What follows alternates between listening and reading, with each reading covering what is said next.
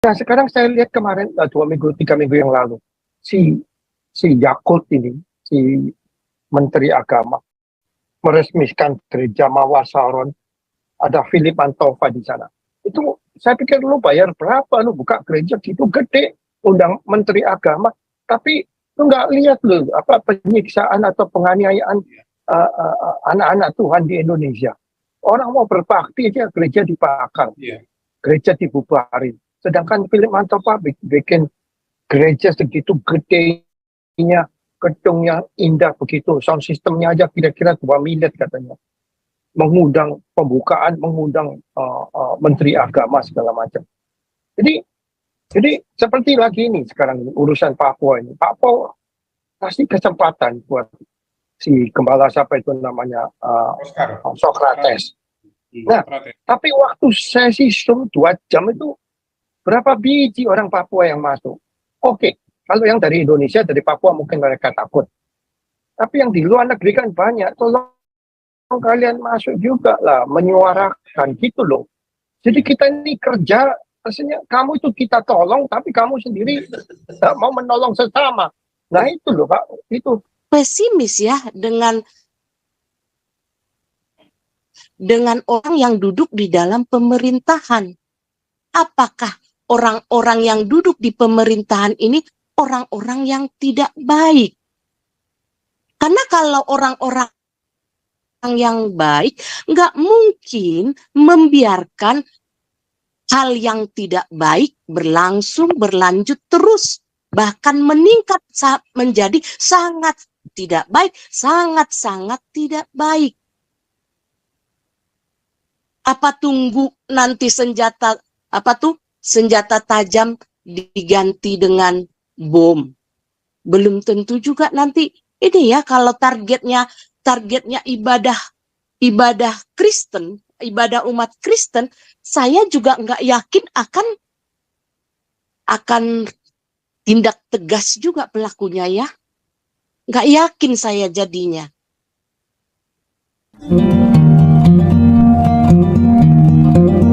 Itu Pak Dukilio dari dukung. Jadi perjuangan kita ini nanti bukan marah-marah Pak ya, tapi kita melihat ini bahwa Indonesia ini semakin lama semakin dibawa ke tepi jurang kehancuran gitu. Itu kita tidak rela. Betul, silakan Pak Frans. Ini Pak Frans, saya mau menutup sebentar boleh nggak?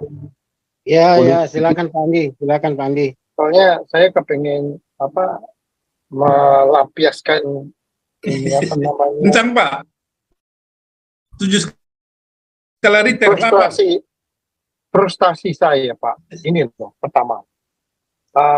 Kita ngomong sama mereka itu udah macam kita ngomong sama tembok, mereka itu udah gobloknya saking biadabnya itu. Jadi mereka nggak merasa bersalah, nggak merasa soalnya mereka betul-betul. Terus frustrasi saya itu dengan kita sendiri nih Pak. Gereja-gereja jemaat di Indonesia ini nggak bisa bersatu, nggak bisa melihat. Contoh soal, kalau kita ngomong sama orang-orang di Indonesia, kamu kenal nggak Yusuf Roni? Oh ya tahu Yusuf Roni pernah di penjara, itu kan karena udah lama. Tapi kalau kita tanya mereka mengenai pendeta Yusuf Manukulu di penjara, mereka nggak, saya rasa 95% nggak tahu. Satu. Kedua, tahukah mereka mengenai urusan Muhammad PJ? Saya garansi mereka nggak tahu. Terus pembubaran gereja di Lampung, saya rasa juga mereka nggak tahu. Ataupun gereja-gereja di Cilegon. Jadi kita ini gereja ini nggak bisa bersatu. Jadi frustrasi kita ini apa? Kita ini koar-koar, tapi yang kita bantu nggak mau di belakang kita. Nah itu loh problemnya, ya kan? Nah sekarang saya lihat kemarin 2 minggu 3 minggu yang lalu si Yakut ini, si Menteri Agama meresmikan gereja Mawar Saron, ada Philip Mantova di sana. Itu saya pikir lu bayar berapa lu buka gereja gitu gede, undang Menteri Agama, tapi lu nggak lihat lu apa penyiksaan atau penganiayaan anak-anak Tuhan di Indonesia. Orang mau berbakti aja gereja dibakar, gereja dibubarin. Sedangkan Philip Mantova bikin gereja segitu gedenya, gedungnya indah begitu, sound systemnya aja kira-kira 2 miliar katanya. Mengundang pembukaan, mengundang menteri agama segala macam. Jadi seperti lagi ini sekarang ini urusan Papua ini. Papua kasih kesempatan buat si gembala siapa itu namanya Oscar. Socrates. Nah, Socrates. tapi waktu sesi Zoom 2 jam itu berapa biji orang Papua yang masuk? Oke, kalau yang dari Indonesia, dari Papua mungkin mereka takut. Tapi yang di luar negeri kan banyak. Tolong kalian masuk juga lah, menyuarakan gitu loh. Jadi kita ini kerja, rasanya kamu itu kita tolong, tapi kamu sendiri tak mau menolong sesama. Nah itu loh Pak, itu frustasi saya deh. Jadi kadang-kadang malas juga berbicara ini. Aduh, pusing deh. Itu aja deh Pak Janda Mersori. Oke, terima kasih Pak Andi atas unek-uneknya. Ibu Lisa Lisoy tadi nggak resen. Ibu Lisa Lisoy, silakan Ibu Lisa Lisoy. Halo, iya, Salam. Masih ada kesempatan ya? Halo. Masih Oh, banyak. masih Bu. Pulang dari CPO. Oh, iya. Dari situ Sorry Bu Lisa Lisoy, saya nyelodong, Iya, jangan mau ngambek bicara. ya. Jangan begitu, Pak Andi. Buka kartu. Begini. Kalau saya sih melihat ya, dan mengamati nih ya, melihat dengan mengamati sama aja ya.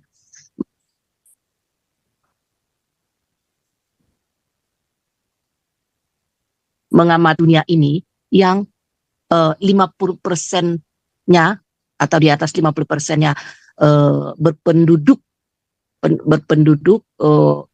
Muslim gitu ya. Mau itu ideologinya benar-benar, mau ideologi negara itu benar-benar ideologi agama, dari agama ataupun ideologi yang bukan agama kayak Indonesia ya, yang beda sendiri, tetap aja ujung-ujungnya ke agama juga gitu. Dan sangat ini ya, sangat tidak rela untuk melepaskan negara itu dari agama, ya kan? Ini menjadi pertanyaan nih kita ini, ada apa gitu? Ada apa gerangan? Kenapa? Bahkan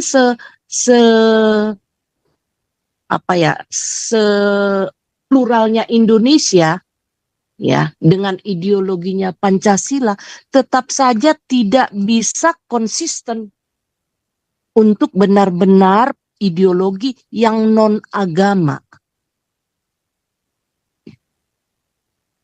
Akhirnya sementara ini saya berkesimpulan bahwa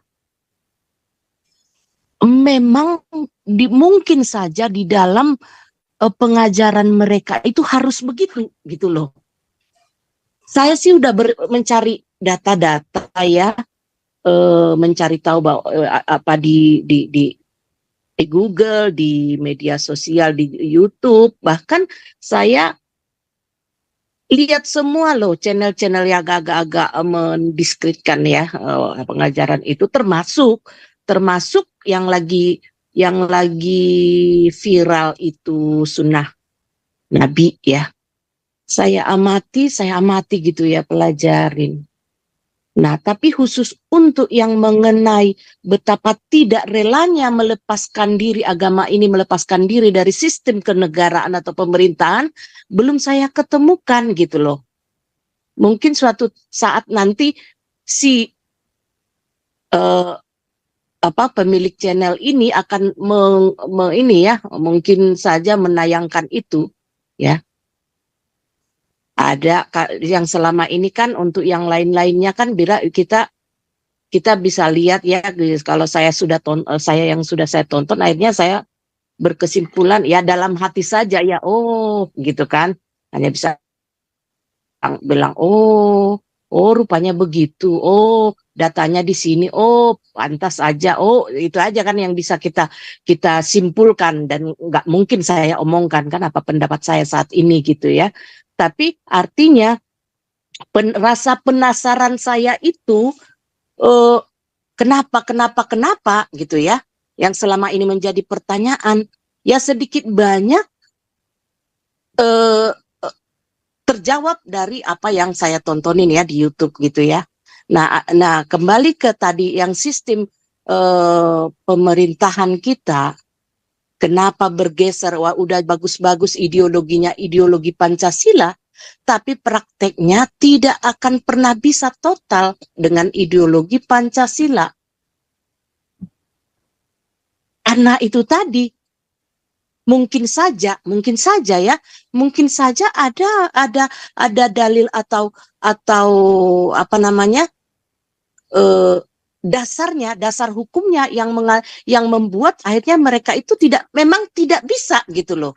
Memang tidak bisa kalau tidak menempelkan agama ini dalam sistem kenegaraan. Yang terjadi ya seperti inilah Indonesia.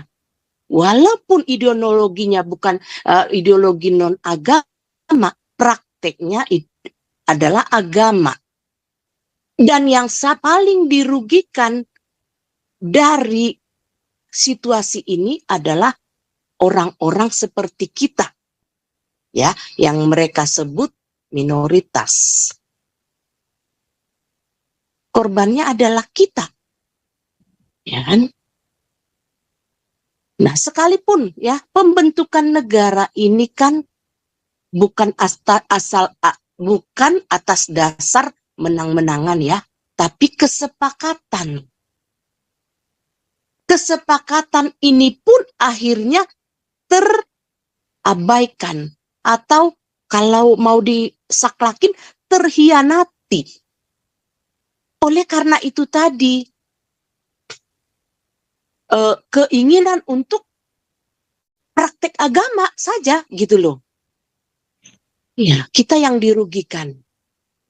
Ya, seharusnya kan kalau memang ini pembentukan negara ini oleh atas dasar kesepakatan bersama, ya, semestinya kita tidak perlu mengalami yang namanya persekusi, ya, intimidasi, kekerasan, bahkan sekarang sudah mulai meningkat ya. Baru-baru ini ya di Padang terjadi kekerasan pembubaran ibadah itu dengan membawa senjata tajam ya. Sudah kekerasan, bahkan ada kemarin itu sempat viral di Sumatera Utara kalau nggak salah sampai ada itu yang menghina atau melecehkan wanita Kristen yang di dalam di ibadah itu loh, peserta ibadah itu. Ya kan, dengan mengatakan kamu saya jadikan istri keempat, saya harus siap poligami keempat apa kemana keberapa gitu ya. Nah, pokoknya adalah ya menurut saya itu pelecehan. Dan kenapa pemerintah? Saya yakin pemerintah tahu itu tidak baik, tidak benar. Itu menyalahi aturan, menyalahi undang-undang. Kenapa pemerintah tidak bisa tegas menindak tegas ini ya orang-orang yang memang sudah melakukan tindakan kriminal, karena itu sudah tindakan kriminal. Kenapa? Ya kan? Kenapa jelas-jelas sudah melakukan penghinaan, penistaan terhadap umat Kristen yang sudah sangat viral dan buktinya banyak, saksi matanya ratusan orang jemaat di situ. Kenapa? Dan dibebaskan begitu saja, ya. Kenapa gitu ya? Nah, itu juga membuat kita ini ya semakin pesimis ya dengan orang yang duduk di dalam pemerintahan. Apakah orang-orang yang duduk di pemerintahan ini orang-orang yang tidak baik? Karena kalau orang-orang yang baik nggak mungkin membiarkan hal yang tidak baik berlanjut terus, bahkan meningkat menjadi sangat tidak baik, sangat-sangat tidak baik. Apa tunggu nanti senjata senjata tajam diganti dengan bom. Belum tentu juga nanti ini ya, kalau targetnya ibadah Kristen, ibadah umat Kristen, saya juga nggak yakin akan tindak tegas juga pelakunya ya. Nggak yakin saya jadinya. Ya, jadi ya begitu. Ya, dengan sistem yang apa yang terjadi di negara kita saat ini, ya, yang paling dirugikan adalah umat Kristen, umat Hindu, Buddha, pokoknya yang mereka sebut itu minoritas lah ya. Jadi sebenarnya selain bersuara seperti ini, apalagikah? Ini kan menjadi pertanyaan buat kita semua, apalagikah yang bisa kita lakukan? Kalau kita masuk melalui jalur hukum, ya. Ya, kalau ternyata yang penegak-penegak hukum mulai dari polisi, jaksa, hakim, adalah orang-orang yang tidak baik juga, di mana lagi harapan kita? Ya kan? Kalau memang orang-orang yang baik, ya, yang punya tanggung jawab ya terhadap tugasnya, pengabdian terhadap negara, tentunya ya yang selama ini kita lihat harus tindak tegas ya, sampai membubarkan dengan paksa, kemudian mengancam-ngancam, melecehkan wanita di rumah, di acara ibadah, bahkan sekarang membawa senjata tajam. Masa sih hal itu nggak bisa dianalisa? Memang harus dilakukan tindakan tegas agar bisa memberikan efek jera, tidak ditiru oleh yang lain di tempat lain. Masa sih hal itu tidak bisa dianalisa ya? Ya, jadi makanya saya katakan ya, mungkin saja ya orang-orang yang ada di pemerintahan itu adalah orang-orang yang tidak baik, akhirnya membuat penderitaan bagi umat minoritas semakin berkepanjangan dan semakin besar. Ya. Jadi mungkin kita harus berpikir ya, selain bersuara, siapa tahu ada cara yang lain yang lebih efektif untuk memperjuangkan kita, anak keturunan kita, karena toh ya kita ya, kalau menurut kita udah sesuai dengan rule-nya ya, kita menghendaki Indonesia ini berideologi Pancasila. Tapi kalau yang lebih banyak sana tidak menginginkan berideologi Pancasila secara total, ya, seperti apa yang sudah kita sepakatin, ya mereka ternyata ya tidak peduli juga gitu ya, tidak peduli dengan itu semua gitu. Akhirnya ya apa yang kita alami ini ya akan berlanjut terus dan akan semakin besar kesusahan yang akan kita alami gitu loh. Ya itu saja Pak. Jadi ya siapa tahu ya mungkin kita pada punya ide apalagi sih yang harus kita lakukan selain bersuara, melawan. Ya melawan dengan cara apa? Nggak mungkin dong kita berperang, kita yang bawa senjata, kita bawa senjata juga, yang bawa bom, kita bawa bom juga. Nggak mungkin kan? Itu bukan diri kita. Itu nanti kita udah sama dengan mereka gitu loh. Ya jadi apalagi gitu, saya belum sampai sekarang belum tahu selain bersuara ini apalagi yang harus kita lakukan gitu. Itu aja. Terima kasih Pak Frans, sementara waktu itu saja dulu. Thank you. Iya, baik Bu Lisawati. Ini masih ada Ibu lagi. Bu Lisawati silakan.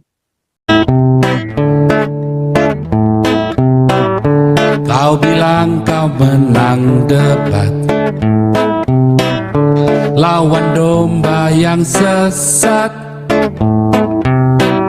Kau bilang banyak yang tobat,